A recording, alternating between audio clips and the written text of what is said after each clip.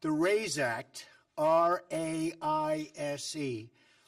the RAISE Act will reduce poverty, increase wages, and save taxpayers billions and billions of dollars.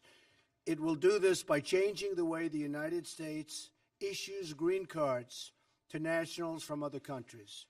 Green cards provide permanent residency, work authorization, and fast track to citizenship. For decades, the United States was operated and has operated a very low-skilled immigration system, issuing record numbers of green cards to low-wage immigrants. This policy has placed substantial pressure on American workers, taxpayers, and community resources. Among those hit the hardest in recent years have been immigrants and, very importantly, minority workers competing for jobs against brand new arrivals. And it has not been fair to our people, to our citizens, to our workers.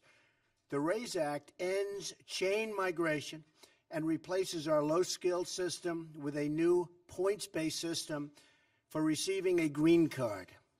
This competitive application process will favor applicants who can speak English, financially support themselves and their families, and demonstrate skills that will contribute to our economy.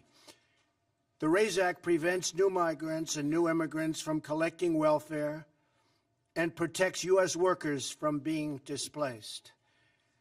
And that's a very big thing. They're not going to come in and just immediately go and collect welfare. That doesn't happen under the RAISE Act. They can't do that. Crucially, the green card reforms in the RAISE Act will give American workers a pay raise by reducing unskilled immigration.